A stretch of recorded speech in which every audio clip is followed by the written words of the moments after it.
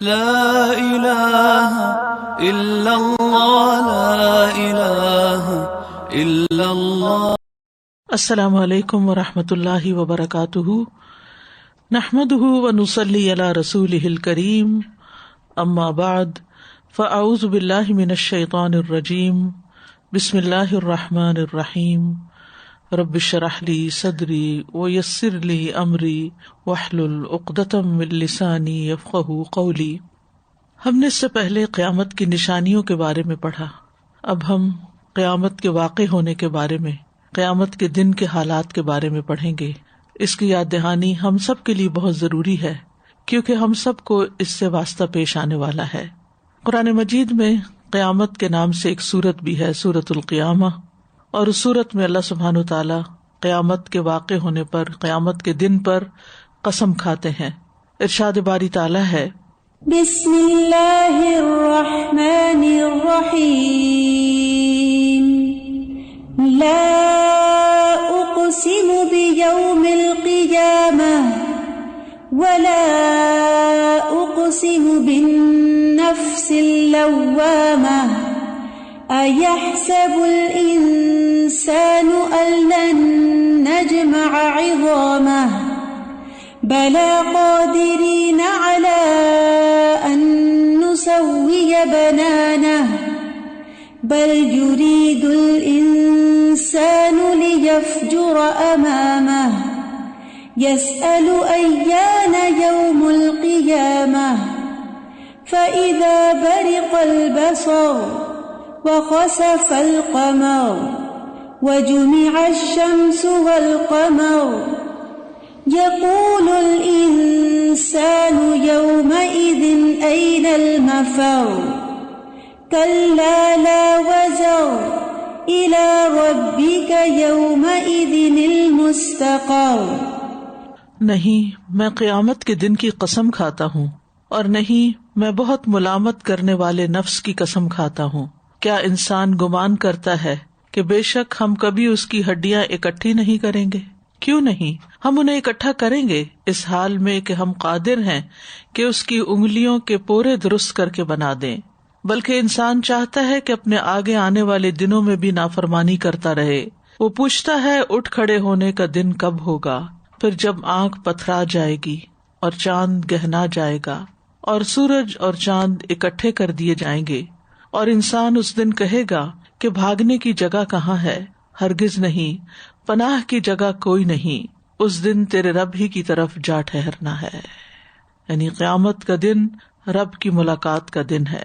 تو اللہ سبحانہ تعالیٰ نے اس دن کی قسم کھائی ہے، اور قرآن مجید میں مختلف چیزوں پر اللہ تعالیٰ نے قسمیں کھائی ہیں جو اس بات کی علامت ہے کہ ان کے ساتھ کوئی خاص نشانی ہے، کوئی خاص واقعہ منسلک ہے جس کی طرف ہم سب کو توجہ کرنی چاہیے۔ تو ہم دیکھیں گے کہ انسان کا واسطہ اس دن کس صورتحال سے ہوگا، اور کیا کچھ کائنات پر بیت جائے گی، اور انسان کی کیفیت کیا ہوگی۔ جب بے قرار کر دینے والے زلزلے برپا ہوں گے تو انسان پکار اٹھے گا، این المفر، کہ میں کہاں بھاگ کر جاؤں۔ قیامت کے دن کی ہولناکیوں کو دیکھ کر انسان حیران و پریشان ہو جائے گا، اور اسے بتایا جائے گا کہ پناہ کی کوئی جگہ نہیں ہے، آج تو رب کے سامنے جا کے کھڑے ہونا ہے، آج تو رب سے ملاقات کا دن ہے، جس نے پیدا کیا، جس نے ساری نعمتیں دی، اور جس نے ہدایت کے لیے پیغمبر بھیجے، اور جس کی طرف واپس لوٹ جانے کا سبق انہوں نے دیا۔ آج اس ملاقات کے لیے جس نے تیاری کی وہی کامیاب ہے، اور جس نے اس دن کی ملاقات کو بھلائے رکھا اس کے لیے ناکامی ہے۔ سب سے پہلی بات جو یاد رکھنے کی ہے وہ یہ کہ یہ دنیا فانی ہے، یہ دنیا ہمیشہ کے لیے نہیں ہے، یہ ختم ہو جانے والی ہے، یہ دنیا آزمائش کا گھر ہے۔ سورۃ الکہف میں اللہ تعالیٰ فرماتے ہیں، انا جعلنا ما علی الارض زینۃ لہا لنبلوہم ایہم احسن عملا وانا لجاعلون ما علیہا صعیدا جرزا۔ جو کچھ زمین پر موجود ہے اسے ہم نے اس کی زینت بنا دیا ہے، یعنی زمین کی خوبصورتی ہے وہ، کیوں؟ تاکہ ہم انہیں آزمائیں کہ ان میں سے اچھے عمل کون کرتا ہے۔ یہ جو کچھ زمین پر ہے ہم اسے ایک چٹیل میدان بنا دینے والے ہیں۔ آج یہ جو سرسبز درخت نظر آتے ہیں، باغ و بہار نظر آتی ہے، زمین پر پہاڑ نظر آتے ہیں، سمندر ہیں، جھیلیں ہیں، انسان ہیں، بڑی بڑی عمارتیں ہیں، بڑے بڑے مانیومنٹس ہیں، یہ تمام کی تمام چیزیں بالکل مٹ جائیں گی اور زمین ایک صاف چٹیل میدان کی طرح ہو جائے گی.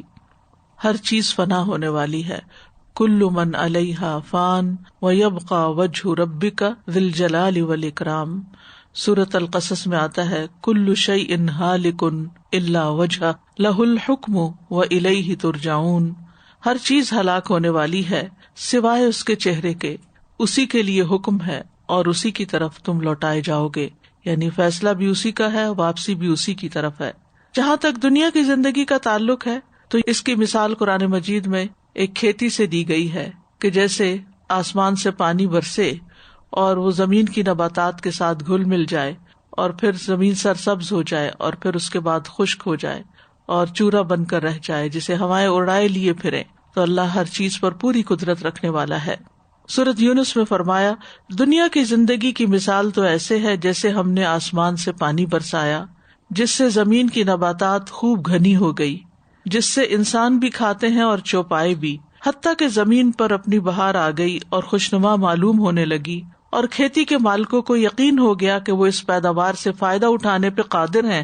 تو یکا یک رات کو یا دن کو ہمارا حکم آ پہنچا تو ہم نے اس کو کٹی ہوئی کھیتی کی طرح بنا دیا. یعنی ایک ہوا چلتی ہے اور درختوں کا رنگ جو ہے وہ پیلا پڑ جاتا ہے اور پیلے سے پھر پتے گرنے لگتے ہیں اور پھر ہر چیز فنا ہو کر رہ جاتی ہے. تو کٹی ہوئی کھیتی کی طرح سب کچھ ہو گیا جیسے کل وہاں کچھ تھا ہی نہیں.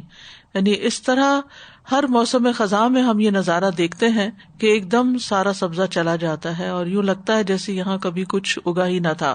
اسی طرح ہم اپنی آیات ان لوگوں کے لیے تفصیل سے بیان کرتے ہیں کہ وہ غور و فکر کریں. یعنی ان موسموں سے، ان تبدیلیوں سے ہم سب کو سبق لینا چاہیے، عبرت حاصل کرنی چاہیے کہ ایک دن آئے گا کہ جب یہ سب کچھ ختم ہوگا تو پھر دوبارہ یہاں کچھ بھی پیدا نہیں ہوگا. دنیا کی زندگی کو قرآن مجید میں دھوکے کا سامان کہا گیا. وَمَا الْحَيَاةُ الدُّنْيَا إِلَّا مَتَاعُ الْغُرُورِ. اور دنیا کی زندگی تو دھوکے کے سامان کے سوا کچھ نہیں. یعنی انسان اس کے بارے میں بڑی لمبی لمبی امیدیں رکھتا ہے، بہت کچھ بنا کے رکھتا ہے، جوڑ جوڑ کے رکھتا ہے، لیکن ایک وقت آئے گا کہ یہ سب کچھ یہاں سے ختم ہو جائے گا کیونکہ یہ دنیا عارضی ہے اور آخرت ہمیشگی کا گھر ہے، ہمیشہ ہمیشہ رہنے کی جگہ ہے. اس لیے بہت ضروری ہے کہ انسان اس زندگی کی تیاری کرے جو ہمیشہ باقی رہنے والی ہے. علی بن ابی طالب کہتے ہیں کہ دنیا پیٹ پھیر کر جا رہی ہے اور آخرت سامنے آ رہی ہے، اور ان دونوں میں سے ہر ایک کے چاہنے والے ہیں. یعنی کچھ دنیا میں کھبے ہوئے ہیں، دنیا سے محبت رکھتے ہیں اور اسی کے لیے اپنی ساری محنت لگا رہے ہیں، اور کچھ آخرت کے چاہنے والے ہیں. بس تم آخرت کے چاہنے والے بنو، دنیا کے چاہنے والے نہ بنو، کیونکہ آج تو عمل کا موقع ہے اور حساب نہیں ہے، اور کل حساب ہوگا اور عمل کا موقع باقی نہیں رہے گا. فضیل بن ایاز کہتے ہیں اگر دنیا سونے کی ہوتی، گولڈ کی، جس کے لیے فنا ہو جانا ہوتا، اور آخرت مٹی کی ٹھیکریوں کی ہوتی جس کو باقی رہنا ہوتا، تو ہمیں چاہیے کہ اس فنا ہونے والے سونے کی بجائے باقی رہنے والی ٹھیکریوں کو اختیار کر لیں. لیکن اب تو معاملہ بالکل ہی برعکس ہے. دنیا تو ایک ٹھیکری جیسی بھی نہیں ہے، مچھر کے پر برابر بھی نہیں ہے، اور آخرت ہمیشہ باقی رہنے والی ہے. اور اس کے ساتھ ساتھ اگر انسان جنت میں جاتا ہے تو وہ کہیں زیادہ قیمتی ہے. تو اس لیے عقل مند انسان وہی ہے جو باقی رہنے والی کو ترجیح دے، اور اس میں بھی جو قیمتی ہے اس کو. تو اللہ سبحانہ وتعالیٰ نے جب سے یہ دنیا بنائی اس وقت سے اس کے خاتمے کا وقت بھی مقرر کر دیا. جیسے ہر پیدا ہونے والی مخلوق کے خاتمے کا ایک وقت ہے، اسی طرح اس پوری دنیا کے خاتمے کا بھی ایک وقت مقرر ہے. اور جب وہ خاتمہ ہوگا تو قیامت کا آغاز ہو جائے گا. یعنی یہ بساط لپیٹ دی جائے گی اور ایک نئی کھل جائے گی، زمین و آسمان میں تبدیلی آ جائے گی. سورۃ ابراہیم میں آتا ہے یوم تبدل الارض غیر الارض والسماوات وبرزوا للہ الواحد القہار. جس دن یہ زمین اور زمین سے بدل دی جائے گی، یعنی زمین کا نقشہ بدل جائے گا اور سب آسمان بھی، یعنی ان کا بھی رنگ اور حالت تبدیل ہو جائے گی، اور لوگ اللہ کے سامنے پیش ہوں گے جو اکیلا اور بڑا زبردست ہے. تبدیلی ویسے بھی انسان کے اوپر بڑی بھاری ہوتی ہے. آپ دیکھیں کہ جب ایک روشن دن کے بعد اچانک سیاہ بادل آ جائیں، زمین پہ اندھیرا آ جائے تو دل میں گھبراہٹ پیدا ہو جاتی ہے. یا اسی طرح انسان کا گزر کسی ایسی جگہ پر ہو جو پہلے آباد تھی اور پھر ویران ہو جائے تو انسان کے لیے بڑی پریشان کن صورتحال ہوتی ہے. تو یہ دنیا کی آبادی اور رونق اور ترقی یہ سب کچھ ختم ہو کر ایک دن یہ زمین کچھ اور ہو جائے گی، آسمان کچھ اور ہو جائے گا اور ہم اللہ کے سامنے کھڑے ہوں گے. یہ ہولناک تبدیلیاں جو ہیں پوری کائنات میں واقع ہوں گی. وہ دن جس میں یہ تبدیلی شروع ہوگی زمین و آسمان پر بھاری دن ہوگا، یعنی یہ آسان نہیں، یہ بڑا مشکل وقت ہوگا. سورۃ الاعراف میں آتا ہے یسألونک عن الساعۃ ایان مرساها قل انما علمها عند ربی لا یجلیها لوقتها الا هو ثقلت فی السماوات والارض لا تأتیکم الا بغتہ یسألونک کأنک حفی عنها قل انما علمها عند اللہ ولکن اکثر الناس لا یعلمون. وہ آپ سے قیامت کے بارے میں پوچھتے ہیں کہ اس کا قیام کب ہوگا. کہہ دیجئے اس کا علم تو میرے رب ہی کے پاس ہے، اسے اس کے وقت پر اس کے سوا کوئی ظاہر نہیں کرے گا. یعنی اس کا علم نہ کسی مقرب فرشتے کو ہے، نہ کسی نبی کو ہے، نہ کسی جن کو ہے، کسی انسان کو نہیں. وہ صرف اللہ کو پتا ہے کہ کس دن وہ وقت آنا ہے. ہاں تم اس بارے میں پوچھنے کی بجائے کہ کب آئے گا یہ دیکھو کہ اس دن پھر ہوگا کیا. وہ دن آسمان و زمین میں بھاری واقع ہوگا، یعنی وہ تبدیلی جو ہے بہت بھاری ہوگی. پھر یہ کہ اچانک ہوگی، اچانک، جس کے لیے انسان پریپیئرڈ نہیں ہوگا. آپ سے پوچھتے ہیں جیسے آپ اس کے بارے میں خوب تحقیق کرنے والے ہیں. کہہ دیجئے اس کا علم تو اللہ ہی کے پاس ہے مگر اکثر لوگ جانتے نہیں ہیں. اس دن کو یوم عظیم بھی کہا گیا کہ یہ بہت بڑا دن ہوگا، یہ عام دنوں کی طرح نہیں ہوگا. الا یظن اولئک انہم مبعوثون لیوم عظیم یوم یقوم الناس لرب العالمین. کیا یہ لوگ یقین نہیں رکھتے کہ بے شک وہ اٹھائے جانے والے ہیں ایک بڑے دن کے لیے جس دن لوگ رب العالمین کے لیے کھڑے ہوں گے. یہ دن دہشت ناک ہوگا، تلخ دن ہوگا، یعنی انسان خوف زدہ ہوگا اس میں. بل الساعۃ موعدہم والساعۃ ادہی وامر. بلکہ قیامت ان کے وعدے کا وقت ہے اور قیامت زیادہ بڑی مصیبت اور زیادہ کڑوی ہے. یعنی وہ دن آسان دن نہیں، ایک مشکل دن ہے، سنگین حادثات کا دن ہوگا. القارعہ مل قارعہ وما ادراک مل قارعہ. وہ کھٹکھٹانے والی، کیا ہے کھٹکھٹانے والی، اور تجھے کس چیز نے معلوم کرا دیا کہ وہ کھٹکھٹانے والی کیا ہے.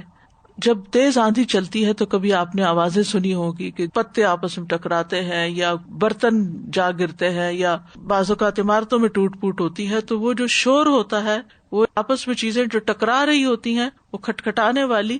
تو یہ ایک چھوٹے پیمانے پر دنیا میں ہوتا ہے، یعنی تیز ہوا چلے یا کوئی زلزلہ آندھی آئے تو چیزیں آپس میں ٹکرانے لگتی ہیں جو قریب قریب ہوتی ہیں، ایک دوسرے پہ گرنے لگتی ہیں، درخت گر جاتے ہیں. تو آپ خود سوچئے کہ پھر ہر چیز ہی جب ٹکرا جائے گی اور ٹوٹ پوٹ جائے گی، ریزہ ریزہ ہو جائے گی تو کیسا شور ہوگا اور کیسی آفت ہوگی. پھر یہ مصیبت ہر طرف چھا جائے گی، ہر چیز کو ڈھانپ لے گی. ابھی دنیا میں جب کوئی زلزلہ آتا ہے یا کوئی آندھی ٹورنیڈو وغیرہ ہوتا ہے تو وہ ایک مخصوص ایریا میں ہوتا ہے، ساری زمین پر نہیں ہوتا. لیکن سوچئے کہ یہ زمین کے مشرق و مغرب سے لے کے پوری زمین کے اوپر چھا جائے گی. فَإِذَا جَاءَتِ الطَّامَّةُ الْكُبْرَى يَوْمَ يَتَذَكَّرُ الْإِنسَانُ مَا سَعَى. پھر جب وہ ہر چیز پہ چھا جانے والی سب سے بڑی مصیبت آ جائے گی جس دن انسان یاد کرے گا جو اس نے کوشش کی. پھر یہ کہ اس کا شر ہر طرف پھیلا ہوا ہوگا. یوفون بالنذر ویخافون یوما کان شرہ مستطیرا. جو اپنی نظر پوری کرتے ہیں اور اس دن سے ڈرتے ہیں، یعنی نیک لوگ، جس کی مصیبت بہت زیادہ پھیلی ہوئی ہوگی، یعنی جدھر دیکھو ایک ہی منظر ہوگا. اس کو یوم عقیم بھی کہا گیا ہے، بانجھ کر دینے والا دن، یعنی جس میں کوئی خیر نہیں، یعنی کچھ اس میں سے نکلنے والا نہیں. بچوں کو بوڑھا کر دینے والا دن ہے. فَكَيْفَ تَتَّقُونَ إِن كَفَرْتُمْ يَوْمًا يَجْعَلُ الْوِلْدَانَ شِيبًا السَّمَاءُ مُنْفَطِرٌ بِهِ كَانَ وَعْدُهُ مَفْعُولًا. پھر تم کیسے بچو گے اگر تم نے کفر کیا اس دن سے جو بچوں کو بوڑھا کر دے گا. اتنا لمبا دن ہوگا اور غم اور دکھ کے مارے بوڑھے ہو جائیں گے. اس میں آسمان پھٹ جانے والا ہے، اس کا وعدہ ہمیشہ پورا ہو کر رہنے والا ہے. یہ وہ دن ہوگا جس میں حاملہ عورتیں اپنے حمل گرا دیں گی.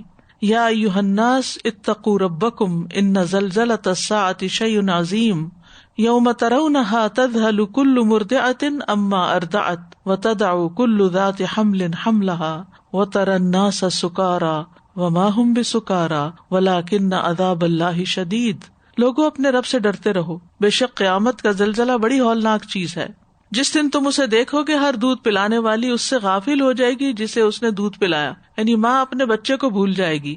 ہر حمل والی اپنا حمل گرا دے گی اور آپ لوگوں کو نشے میں دیکھیں گے، یعنی ان کے ہوش مارے جائیں گے جس قسم کی صورتحال چاروں طرف نظر آ رہی ہوگی.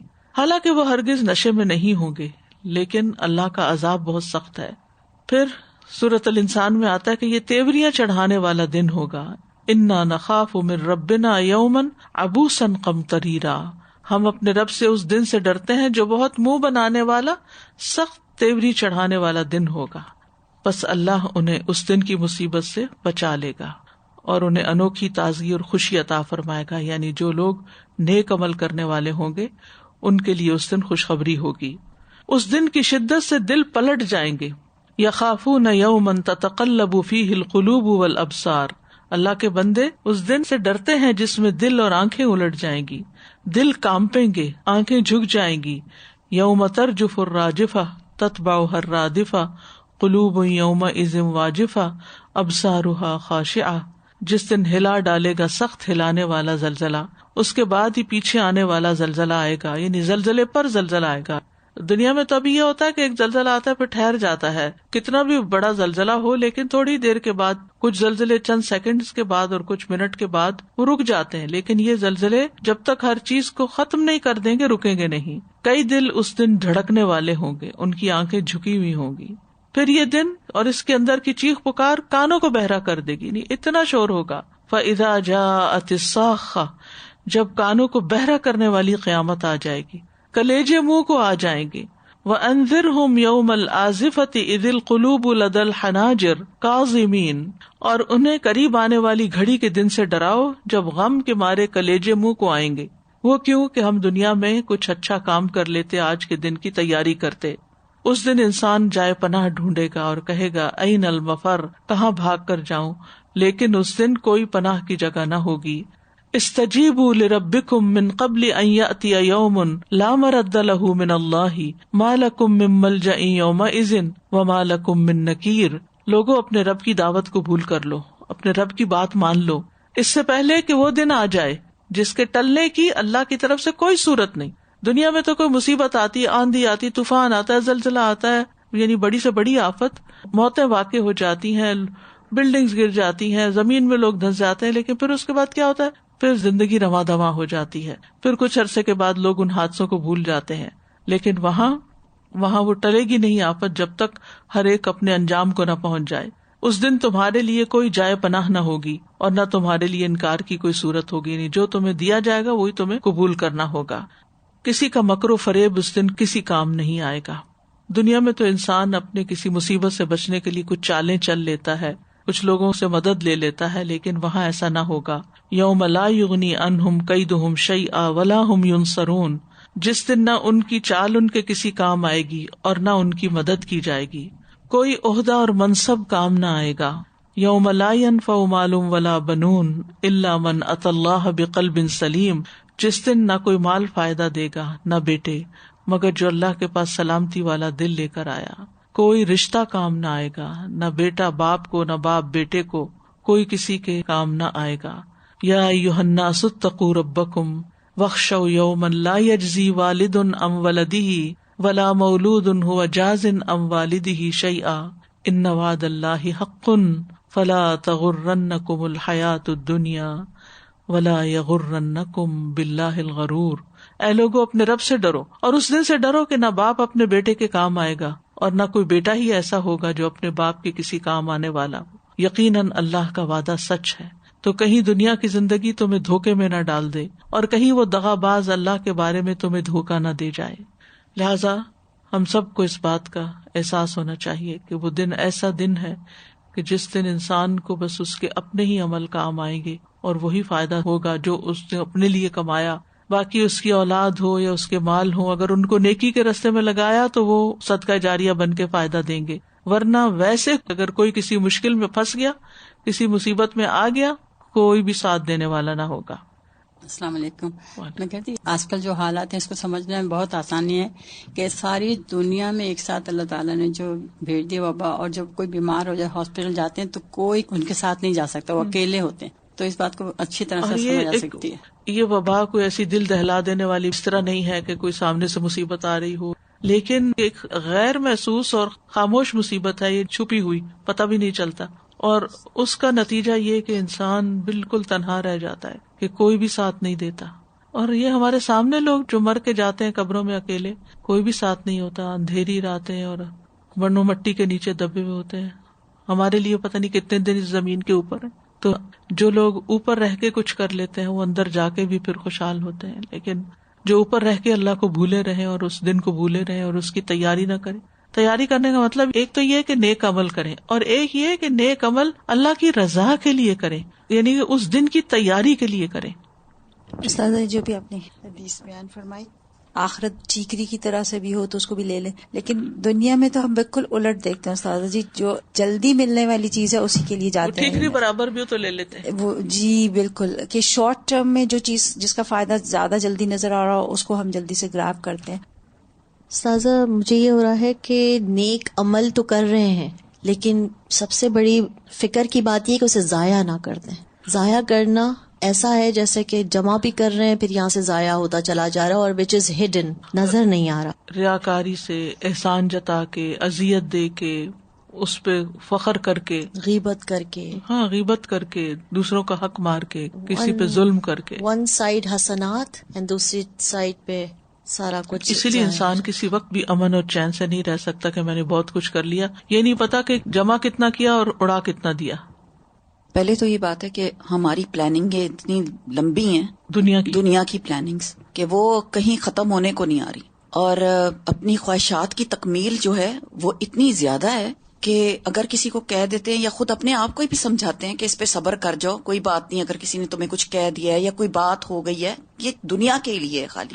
اور دوسرا یہ کہ دنیا کا سامان جو ہے اس میں ہم کسی حد پہ نہیں رکتے کہ یہ اتنا ہمارے لیے کافی ہے کہ اس پہ قناعت کر جائیں، مزید بنانے پہ دوڑ پڑتے ہیں، پھر اس کو مزید بڑھانے پہ، مزید بڑھانے پہ، تو آخرت کے لیے پھر کچھ بچتا ہی نہیں، نہ وقت بچتا ہے نہ مال بچتا ہے.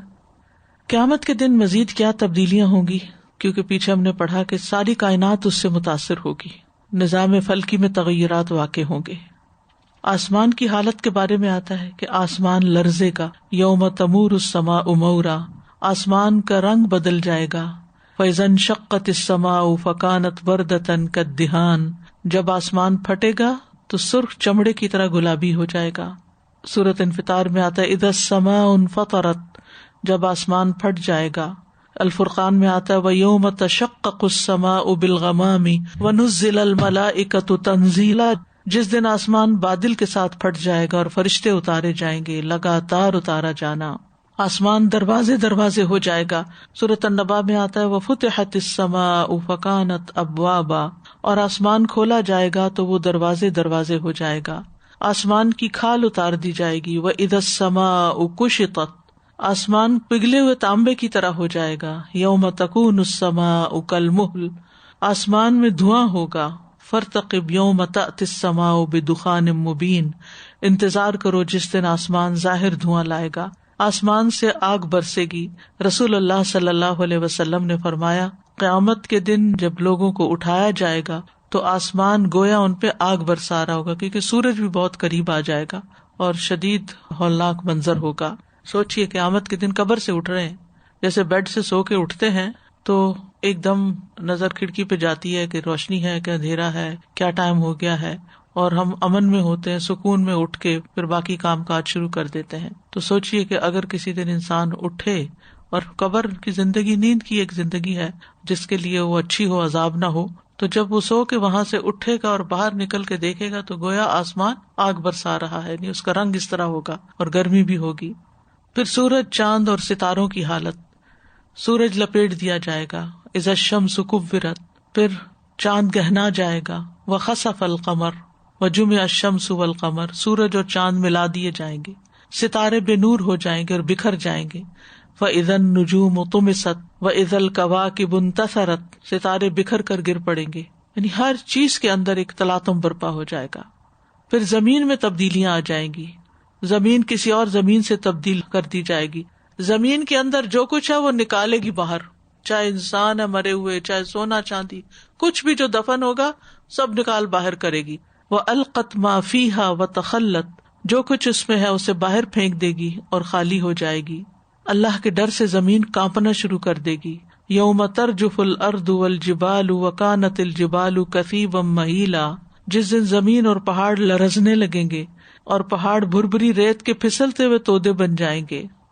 پھر زمین ہچکولے لے گی. اذا رجت الارض رجا، یعنی جرکس آئیں گے اس میں، ریزہ ریزہ ہو جائے گی.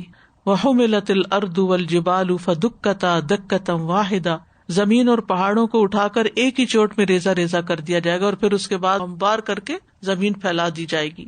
فَيَذَرُهَا قَاعًا صَفْصَفًا لَا تَرَىٰ فِيهَا عِوَجًا وَلَا أَمْتًا، اور زمین کو ایسا صاف میدان بنا دے گا کہ آپ اس میں کوئی نشیب و فراز نہیں دیکھیں گے، کوئی اونچ نیچ نہیں ہوگی، بالکل پلین صاف روٹی کی طرح. زمین اپنے خزانے باہر نکال دے گی، بوجھ اپنے نکال دے گی. اذا زلزلت الارض زلزالها واخرجت الارض اثقالها، زمین اپنے اندر کے سارے بوجھ نکال باہر کرے گی. پھر پہاڑوں کی کیا حالت ہوگی؟ زمین اور پہاڑ ٹکرا جائیں گے. وحملت الارض والجبال فدکتا دکتا واحدا، ایک ہی چوٹ میں ایک بار ٹکرا کے ان سب کو ریزہ ریزہ کر دیا جائے گا.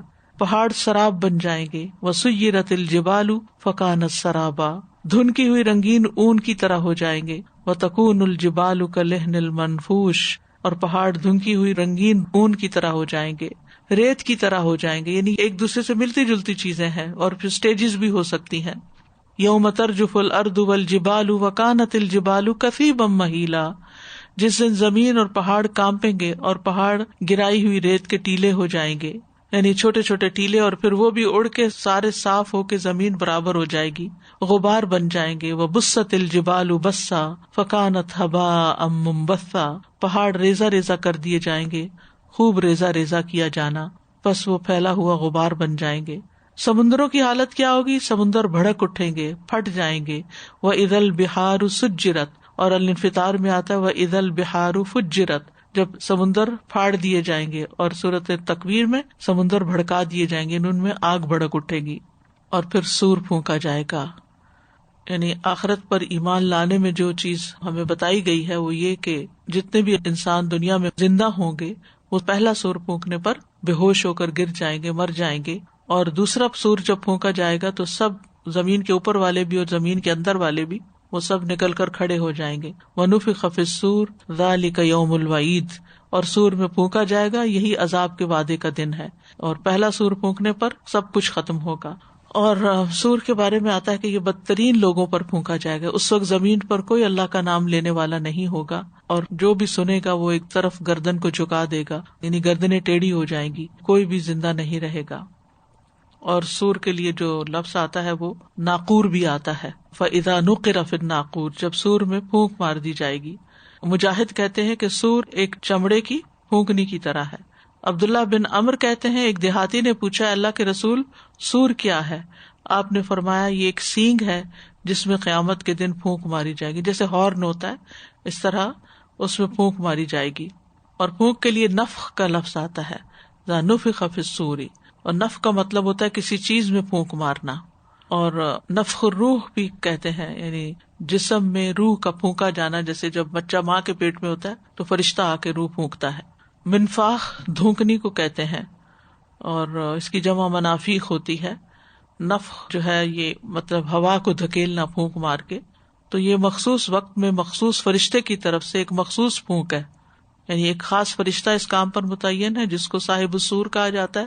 بعض نے اس کا نام اسرافیل بھی بتایا، لیکن حدیث کی روح سے اسرافیل نام نہیں پتا چلتا، لیکن صاحب السور یعنی جس کو سور تما دیا گیا ہے. اور ایک مخصوص طرح سے وہ بلو کرے گا اس میں، اور پھر ہر چیز جو ہے وہ ٹوٹ پھوٹ جائے گی، ختم ہو جائے گی. فَإِذَا نُقِرَ فِي النَّاقُورِ کے بارے میں ابن عباس کہتے ہیں کہ رسول اللہ صلی اللہ علیہ وسلم نے فرمایا میں کس طرح نعمتوں سے لطف اندوز ہو سکتا ہوں، یعنی کیسے بے فکر ہو سکتا ہوں، جبکہ سور پھونکنے والے فرشتے نے اپنا منہ سور سے لگایا ہوا ہے، اپنی پیشانی جھکا رکھی ہے، کان متوجہ کر رکھے ہیں کہ کب اسے حکم ہوتا ہے اور وہ اس میں سور پھونکے.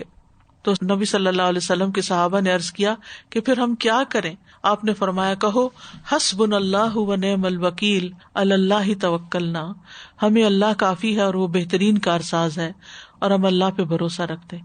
یعنی جب انسان قیامت کے دن کی گھبراہٹوں اور پریشانیوں کے بارے میں سنے تو پھر کیا پڑھے؟ حسبنا اللہ و نعم الوکیل. اور پھر یہ کہ سور پھونکنے والا فرشتہ جو ہے بہت ذمہ دار فرشتہ ہے.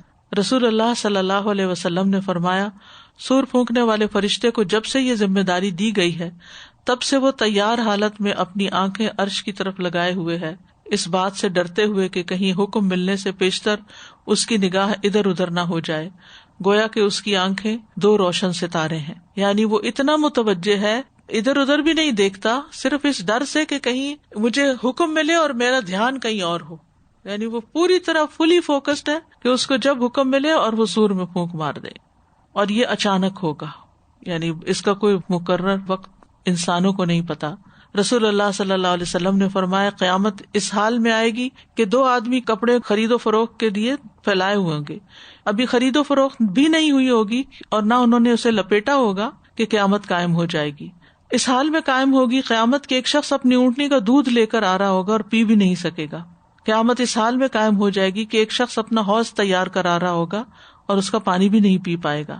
قیامت اس حال میں قائم ہو جائے گی کہ ایک شخص اپنا لقمہ اپنے منہ کی طرف اٹھائے گا اور اسے کھا بھی نہ پائے گا. اتنی دیر میں قیامت آ جائے گی. تو اچانک بھی آئے گی اور جلدی بھی آئے گی. اور جمعہ کے دن سور پھونکا جائے گا اور بے ہوشی طاری کی جائے گی. نبی صلی اللہ علیہ وسلم لوگوں کو وقتاً فوقتاً اس کے بارے میں آگاہ کرتے تھے، خبردار کرتے تھے.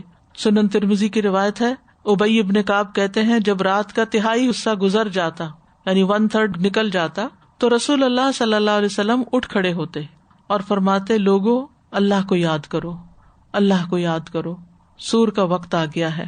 پھر اس کے بعد دوسری مرتبہ بھی پھونکا جائے گا. موت اپنے پیش آنے والے حالات کے ساتھ آ پہنچی ہے. تو اس حدیث سے واضح ہو جاتا ہے کہ ایک دفعہ پھونکا جائے گا تو لوگ بے ہوش ہو جائیں گے اور پھر دوسری دفعہ دوبارہ پھونکا جائے گا. اور سور پھونکنے والا فرشتہ جو اپنے پیدائش کے دن سے سور منہ میں لے کے بیٹھا ہے. یہ پھر تہجد کے وقت یعنی بگننگ ہوگی. اس حدیث میں آیا نا کہ نبی صلی اللہ علیہ وسلم رات کے آخری حصے میں اٹھتے اور کہتے لوگوں. نہیں، اس کا یہ مطلب نہیں کہ تہجد کے وقت سور پھونکا جائے گا. اس کا مطلب یہ ہے کہ دن تو دن رات میں بھی آپ اس کی یاد دہانی کرواتے تھے. لیکن ہماری زندگیوں میں اس کی یاد دہانی کہاں ہے کہ ہم اپنے بچوں کو یاد کروائیں، خود یاد کریں کہ ایک دن ایسا بھی آئے گا. قرآن مجید میں 2 دفعہ سور پھونکنے کا ذکر ہے، یعنی پہلا نفخہ اور دوسرا نفخہ. اور پہلا نفخہ زندوں کو مارنے کے لیے اور دوسرا مردوں کو زندہ کرنے کے لیے ہے. پہلے نفخے کی کیفیت کیا ہوگی؟ دہشت اور خوف کے لیے جو پھونک ماری جائے گی یہ قیامت کے دن کے آ جانے کی ابتدا ہوگی اور اس وقت سخت ہولناک قسم کا منظر ہوگا. پہلے سور کے پھونکتے ہی زمین اور آسمان میں تباہی مچ جائے گی، ہر چیز متاثر ہو جائے گی، جو زندہ ہے، ستارے، چاند، سورج، درخت، پہاڑ، پتھر، ہر چیز ہل کر رہ جائے گی. یعنی کوئی چیز ایسی نہیں ہوگی جو اس سے متاثر نہ ہو. یعنی اللہ تعالیٰ پہاڑوں کو چلا دیں گے جو بادلوں کی طرح گزر رہے ہوں گے، پھر زمین پہ زلزلے آ جائیں گے، جیسے کوئی کشتی سمندر میں ڈالی جائے اور وہ ڈول رہی ہو، یعنی کہ جرکس لگ رہے ہوں اس کو اور ادھر ادھر ہو رہی ہو کہ کہیں سنک نہ ہو جائے. انسان ہو، شیطان ہو، فرشتے ہوں، سب پر وہ دن بھاری ہوگا.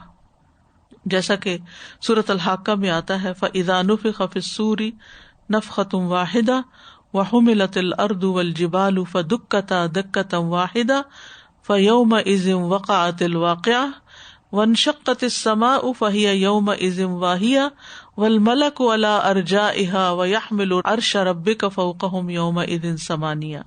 جب سور میں ایک دفعہ پھونک ماری جائے گی، ایک پھونک، سوچئے کتنی قوت کی پھونک ہوگی، اور زمین اور پہاڑوں کو اٹھا کر ایک ہی چوٹ میں ریزہ ریزہ کر دیں گے. ایک دن یہ واقعہ پیش آ جائے گا، اس کی کیفیت کیا یہ اللہ ہی بہتر جانتا ہے. اور آسمان پھٹ جائے گا اور اس کی بندش ڈھیلی پڑ جائے گی، فرشتے اس کے کناروں پر ہوں گے اور 8 فرشتے آپ کے رب کا عرش اپنے اوپر اٹھائے ہوئے ہوں گے. اور پھر چیخ بھی ہوگی، ما ينظرون الا صيحة واحدة تأخذهم وهم يخصمون فلا يستطيعون توصية ولا الى اهلهم يرجعون ونفخ في الصور فإذا هم من الأجداث الى ربهم ينسلون وہ انتظار نہیں کر رہے مگر ایک چیخ کا جو انہیں پکڑ لے گی جبکہ وہ جھگڑ رہے ہوں گے. یعنی یہ زندوں کا حال ہے. پھر وہ کسی وصیت کی طاقت نہیں رکھیں گے، نہ اپنے گھر والوں کی طرف واپس لوٹیں گے. اور پھر دوبارہ سور پھونکا جائے گا تو کیا ہوگا؟ اچانک وہ اپنی قبروں سے نکل کر تیزی سے دوڑ رہے ہوں گے. اور سورۃ صاد میں آتا ہے کہ جو سور ہوگا یہ بغیر وقفے کے پھونکا جائے گا، یعنی ایک ہی بلو ہوگی چاہے لمبی جتنی بھی ہو. ما لہا من فواق کا لفظ آتا ہے کہ اس میں کوئی وقفہ نہیں ہوگا. لوگ آپس میں اپنے حسب نسب بھول جائیں گے، کوئی کسی کو پوچھے گا نہیں. فلا انصاب بینہم، کوئی رشتہ باقی نہیں رہے گا. آواز اتنی شدید ہوگی کہ لوگ سنتے ہی ہلاک ہو جائیں گے، اور ساری بادشاہت صرف اللہ رب العالمین کے لیے ہوگی. جب پہلا نفخہ ہو جائے گا اور ہر چیز ختم ہو جائے گی، ہر چیز کوائٹ ہو جائے گی، فرشتے بھی اور انسان بھی. وَيَبْقَى وَجْهُ رَبِّكَ ذُو الْجَلَالِ وَالْإِكْرَامِ، بس اللہ کی ذات باقی رہے گی. تو اس وقت اللہ تعالیٰ پکاریں گے کہ دنیا کے جبار کہاں ہیں. عبداللہ ابن عمر کہتے ہیں کہ رسول اللہ صلی اللہ علیہ وسلم نے فرمایا، قیامت کے دن اللہ عز و جل آسمانوں کو لپیٹ لے گا، پھر انہیں اپنے دائیں ہاتھ میں لے کر فرمائے گا، میں بادشاہ ہوں، کہاں ہے جبار، کہاں ہے تکبر کرنے والے. پھر زمینوں کو اپنے بائیں ہاتھ میں لے کر لپیٹے گا اور فرمائے گا، میں بادشاہ ہوں، کہاں ہے جبار، کہاں ہے تکبر کرنے والے. اور کوئی جواب دینے والا نہیں ہوگا. تو اللہ تعالیٰ خود ہی فرمائیں گے، للہ الواحد القہار. اب یہ دو سوروں کے درمیان کتنا فاصلہ ہوگا؟ 40 کا لفظ آتا ہے. ابو ہریرہ کہتے ہیں رسول اللہ صلی اللہ علیہ وسلم نے فرمایا 2 سور پھونکے جانے کے درمیان 40 فاصلہ ہوگا. ابو ہریرہ سے پوچھا گیا کیا 40 دن؟ وہ کہنے لگے مجھے نہیں معلوم. پوچھا گیا 40 مہینے؟ کہا مجھے نہیں معلوم. پھر پوچھا گیا 40 سال؟ کہا مجھے نہیں معلوم. یعنی یہ نبی صلی اللہ علیہ وسلم نے بھی نہیں بتایا اور پھر ابو ہریرہ نے بھی آگے کسی کو نہیں بتایا. استغفر اللہ. یہ اللہ کی شان ہے نا، صرف اللہ کی ذات باقی رہے گی اور کوئی باقی نہیں رہے گا. اسی لیے وہ الحی ہے، القیوم، کہ جو ہمیشہ سے زندہ ہے اور ہمیشہ زندہ رہے گا. لا تأخذہ سنۃ ولا نوم، اس کو تو نیند اور اونگ بھی نہیں آتی. تو دوسرا سور جو ہے یہ لوگوں کو جمع کرنے کے لیے پھونکا جائے گا. وَتَرَكْنَا بَعْدَهُمْ يَوْمَئِذٍ يَمُوجُ فِي بَعْضٍ وَنُفِخَ فِي الصُّورِ فَجَمَعْنَاهُمْ جَمْعًا. اور اس دن ہم ان کے بعض کو چھوڑ دیں گے، وہ ایک دوسرے سے گتھم گتھا ہوں گے، اور سور میں پھونکا جائے گا تو ہم ان کو جمع کر لیں گے، پوری طرح جمع کرنا. کوئی ایک انسان بھی کہیں نہیں چھپ سکے گا. وَنُفِخَ فِي الصُّورِ فَإِذَا هُم مِّنَ الْأَجْدَاثِ إِلَىٰ رَبِّهِمْ يَنسِلُونَ. سب اپنے رب کی طرف تیزی سے دوڑ رہے ہوں گے. سورۃ طٰہٰ میں آتا ہے یوم ينفخ فی الصور ونحشر المجرمین یومئذ زرقا. جس دن سور میں پھونکا جائے گا اور ہم مجرموں کو اس دن اس حال میں اکٹھا کریں گے کہ نیلی آنکھوں والے ہوں گے. ایک ڈانٹ سے سب کو دوبارہ اٹھا دیا جائے گا. فإنما هي زجرۃ واحدۃ فإذا هم بالساہرہ وقالوا یا ویلنا ھذا یوم الدین. سورۃ صافات میں آتا ہے فإنما هي زجرۃ واحدۃ فإذا هم ينظرون وقالوا یا ویلنا ھذا یوم الدین. اور سورۃ النازعات میں دوسری طرح آتا ہے.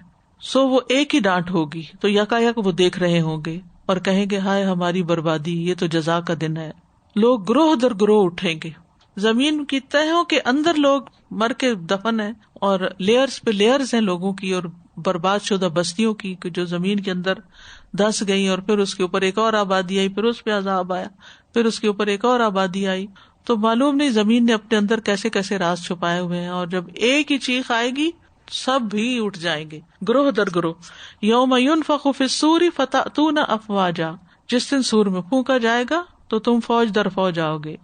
دوسری بار سور پھونکنے سے پہلے بارش بھی ہوگی.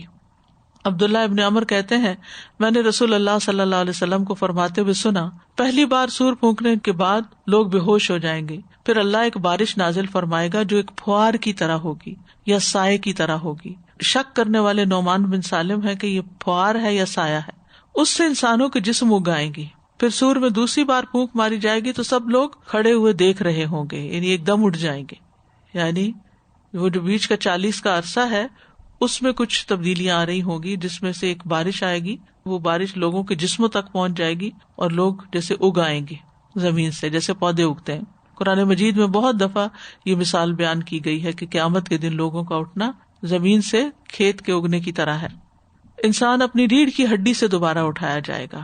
حدیث میں آتا ہے انسان کا ہر حصہ گل جائے گا سوائے ریڑھ کی ہڈی کے، اور اس سے قیامت کے دن تمام مخلوق دوبارہ بنائی جائے گی، یعنی وہ بیج کی طرح ہے جس سے دوبارہ پورا جسم بن جائے گا. سب سے پہلے ہوش میں آنے والے رسول اللہ صلی اللہ علیہ وسلم نے فرمایا دوسری بار سور پھونکنے کے بعد سب سے پہلے سر اٹھانے والوں میں سے میں ہوں گا، یعنی نبی صلی اللہ علیہ وسلم سب سے پہلے اٹھیں گے. میں دیکھوں گا کہ موسیٰ اس وقت عرش سے لگے کھڑے ہوں گے.